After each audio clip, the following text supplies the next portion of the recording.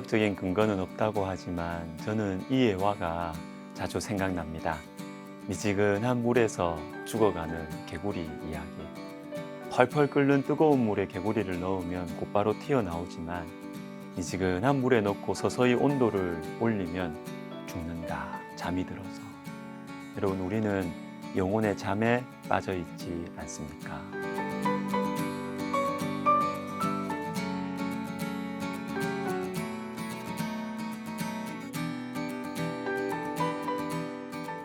오늘 본문 3절을 보십시오. 그의 나라는 영원한 나라요 그의 통치는 대대에 이르리로다. 왕들의 공통적 열망은 크게 두 가지인 것 같습니다. 큰 업적을 이룬 사람들의 공통적인 열망은 두 가지입니다. 오래 사는 것과 자신의 업적과 자신의 나라가 계속해서 강성한 것. 진시 황제는 불로초를 구하려고 애를 썼지요. 더 이상 정복할 땅이 없어서 울었다는 헬라 제국의 알렉산더 대왕은 자신의 나라를 가장 강한 자에게 물려주겠다고 했습니다. 나쁜 왕이어서가 아닙니다. 나쁜 왕은 자신의 생명에 대해서는 집착할 수 있지만 나라의 장래에 대해서는 나쁜 왕은 염려하지 않아요. 안타까운 예를 우리는 히스기야 왕의 통치 말년에서 발견할 수 있습니다. 여호와의 말씀이 좋소이다. 내 생전에는 평안과 견고함이 있으리로다 하니라. 그러나 오늘 본문에서 느부갓네살 왕은 자신의 나라가 아니라 하나님의 나라가 영원하다고 말합니다. 쉽지 않은 고백이에요. 혹시 느부갓네살이 무능하고 유약해져서 그럴까요? 아닙니다.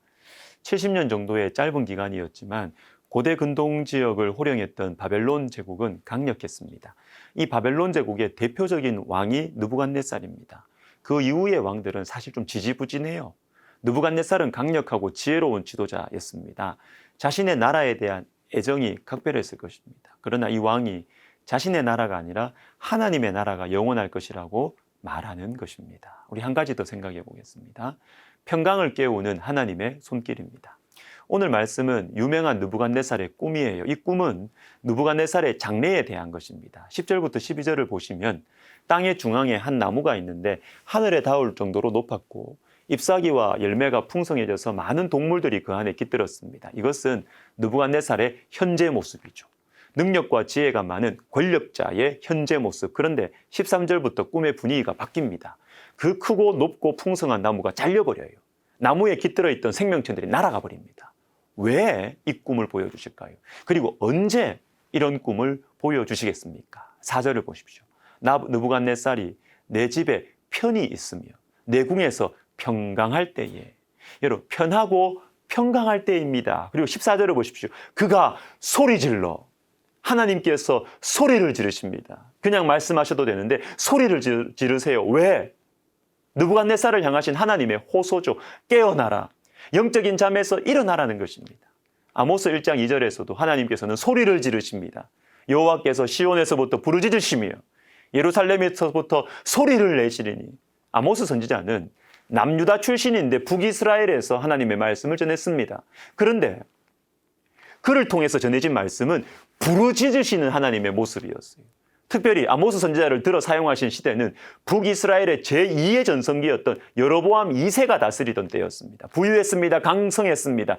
간만에 찾아온 태평성대였습니다. 하나님의 은혜였죠. 그러나 북이스라엘은 하나님께로 돌아오지 않았고 여전히 우상을 섬겼습니다. 평안함 가운데 부유함 가운데 계속해서 잠들어 있는 것입니다. 이때 하나님께서 깨우십니다. 소리를 지르면서 깨우십니다. 여러분, 편할 때가 위험해요.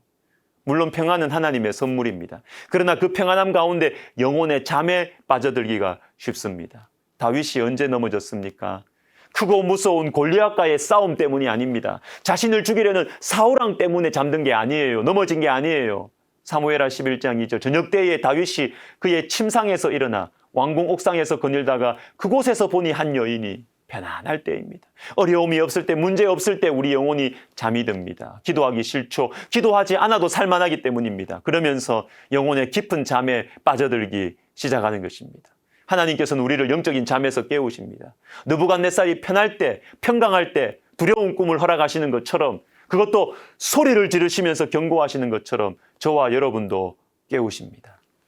여러분, 코로나 시대가 영적으로 왜 위험할까요? 예배를 마음대로 드리지 못하는 것도 안타깝고 모이지 못하니까 신앙 성장을 위한 여러 가지 방법들이 막히게 된 것도 위험한 요소입니다. 그러나 저는 다르게 생각합니다. 왜 위험하냐? 영적인 잠에 빠졌던 것입니다.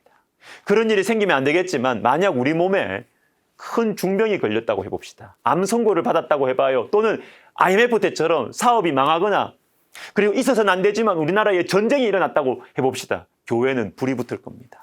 성도들은 하나님 앞에 엎드리고 주님의 도우심을 간절히 구했을 것입니다. 유명한 기독교 사상가인 C.S. 루이스가 이런 말을 했죠. 고난은 하나님의 확성기다.